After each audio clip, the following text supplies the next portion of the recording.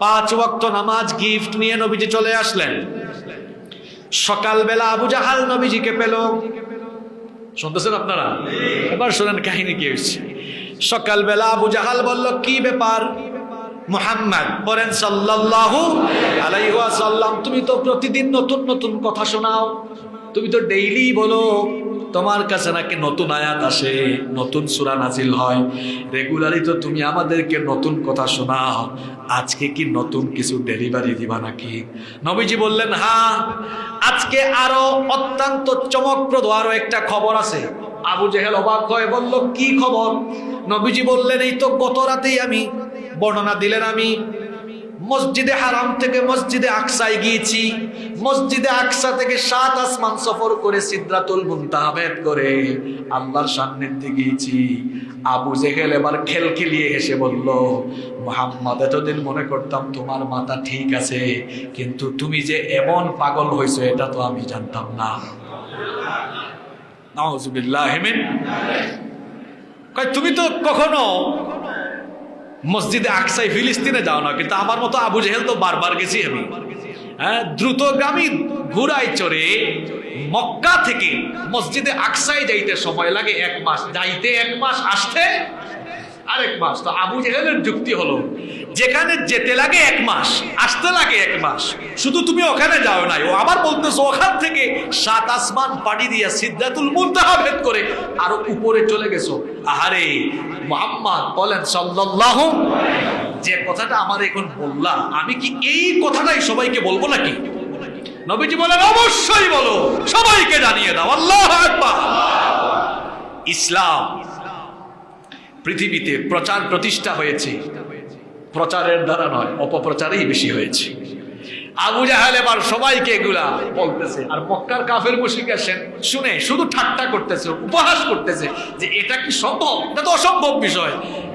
আবু জাহেল হাঁটতে হাঁটতে মানুষকে বলতেছে, হঠাৎ করে পেয়েছে নবীজির প্রিয়তম বন্ধু সাইয়েদনা আবু বকর রাদিয়াল্লাহু আনহুকে পেয়ে বলে, আবু বকর, তুমি কি শুনেছো? আবু বকর রাদিয়াল্লাহু আনহু বলেন, কি শুনতাম?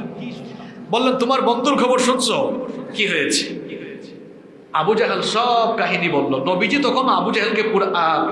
তখন আবু বকর রাদিয়াল্লাহু আনহু কে পুরা কাহিনী বলেন না, দেখাও।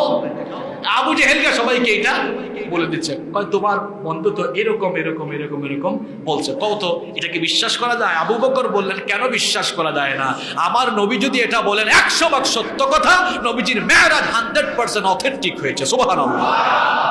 আবু বকর রাদিয়াল্লাহু আনহু নবীজির কাছে দৌড়ে গেলেন, গিয়ে বললেন, নবীজি, আমি তো শুনছি এরকম এরকম আবু জাহেল বলছে। নবীজি বলেন, আবু বকর, তুমি কি আমার কথা বিশ্বাস করো নাই? আবু বকর রাদিয়াল্লাহু আনহু বললেন, কেন নয়, আপনি যা বলেছেন প্রতিটি কথা আমার হৃদয়ে গেঁথে গিয়েছে, প্রতিটি কথা আমি আমার ঈমান দিয়ে বিশ্বাস করেছি। সুবহানাল্লাহ। নবীজি বলেন, আবু বকর, তুমি তো আবু বকর নও, তুমি আজকে থেকে সিদ্দিক। সুবহানাল্লাহ পড়েন। নবীজির এই ঘটনা কাফের মুশরিকরা বিশ্বাসই করতে চাচ্ছে না। ওই যে আজকের আলোচনার শুরুতে বলছিলাম যে বিশ্বাস না করার কি কারণ, আজকে অনেকে লেট করে আসছেন, ওই কথাগুলো মিস করে ফেলছেন আপনারা, ইউটিউব থেকে শুনে নিয়েন পড়ে, অনেক সুন্দর সুন্দর কথা কিন্তু শুরুতে বলেছি আমি। তো এরা বলতেছে এটা কিভাবে সম্ভব? হ্যাঁ, মক্কার মসজিদে হারাম থেকে মসজিদে আকসায় যাইতে দ্রুতগামী ঘোড়ায় চড়ে, একটু আগেই কিন্তু বলেছি সময় লাগে কতদিন? 1 মাস, আসতে লাগে আরো। তারা বলল, মুহাম্মদ, ফাজলামি করো না আমাদের সাথে, যা বলতেছো এসব কথা আর বলিও না, মানুষ তোমাকে পাগল বলবে। নবীজি বললেন, না, আমি গিয়েছি। মক্কার কাফেরদের মধ্যে কিছু ব্যবসায়ী ছিল যারা ওইসব অঞ্চল সফর করত, তারা বলল, ঠিক আছে, তুমি যদি গিয়েই থাকো তাহলে বলো বাইতুল মুকাদ্দাসের এই দিকের দরজা কেমন, ওই দিকের জানালা কেমন, ইত্যাদি ইত্যাদি প্রশ্ন তারা তখন কি করলো, করতে লাগলো। এখন নবীজি তো সফর করেছেন রাতের বেলা, সবকিছু তো আর ভালো করে খেয়াল করেন না। নবীজি যতটুকু দেখছেন বলতে বলতে আটকে যাচ্ছেন। আল্লাহ তাআলা বললেন, নবীজি, হতাশ হওয়ার কোনো কারণ নাই। ওরা প্রশ্ন করেছে, আমি আপনার চোখের সামনে এখন এই মুহূর্তে বাইতুল মুকাদ্দাসকে তুলে ধরলাম। নবীজি আবার বাইতুল মুকাদ্দাস দেখে দেখে পুরা বাইতুল মুকাদ্দাসের বর্ণনা যখন তাদেরকে দিলেন, সব কাফেরদের মাথা তখন, আসলে তো তাই, এটা কেমনে ঘটলো, তুমি কেমনে গেলা 1 রাতে? এটা তো সম্ভব নয়। নবীজি বলেন, হ্যাঁ সম্ভব, কে চাইলে সম্ভব। নবীজি কার প্রেরিত পয়গাম্বর? নবীজি বললেন, যদি আমার কথা বিশ্বাস না হয় আমার কাছে আরো একটা প্রমাণ আছে। তারা বলল, কি প্রমাণ?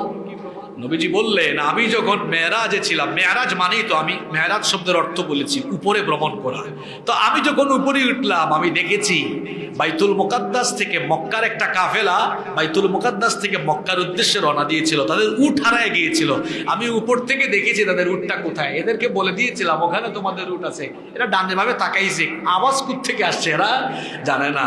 তো আওয়াজটা কিন্তু আমি দিয়েছিলাম। আর এই কাফেলাকে আমি দেখে এসেছি, এরা ওই জায়গাতে অবস্থান করছে, এদের সঙ্গে এই পরিমাণ উট আছে, এই জিনিসপত্র আছে। তোমরা দেখবা ঠিক এই সময়ে মক্কায় এসে হাজির হবে। কাফের মুশরিকরা দেখলো নবীজি যা বলেছেন সেই পরিমাণ উট, সেই পরিমাণ জিনিসপত্র এবং নবীজির কথা মতো ওই টাইমেই তারা মক্কায় এসেছে। সুবহানাল্লাহ। এরপরেও যার অন্তর বাঁকা তার অন্তর বাঁকাই। কিছু মানুষের ঘাড় একটু তেরা থাকে, বাঁকা থাকে, এটারে সোজা করা যায় না। এদের ঘাড় যে তেরাই থাকলো, এখনো ওই ঘাড় তেরাদের উত্তর শরীরা দুনিয়াতে আছে। এরা নিজেদেরকে বিজ্ঞান মনস্ক দাবি করে, এত বিজ্ঞান তারা বুঝে। আপনি বিজ্ঞান দিয়া বুঝাইলো, হে ঘাড় তেরা বুঝবে না যে বুঝবেই না। এজন্য বলেছি এত যুক্তি লাগে না। আল্লাহ শুরু করেছেন সুবহান শব্দ দিয়ে, যার মধ্যে কোনো দুর্বলতা নাই, অক্ষমতা নাই, যিনি যা ইচ্ছা তাই করতে পারেন। গলার আওয়াজ বড় করে বলেন, তিনি কে? তিনি তার হাবিবকে ইসরা এবং মেরাজে নিয়ে গিয়েছেন। আর এই মেরাজের রাতে আমাদের জন্য একটা গিফট দেওয়া হয়েছে। গিফটটা কি? সবাই বলেন, 5 ওয়াক্তের নামাজ।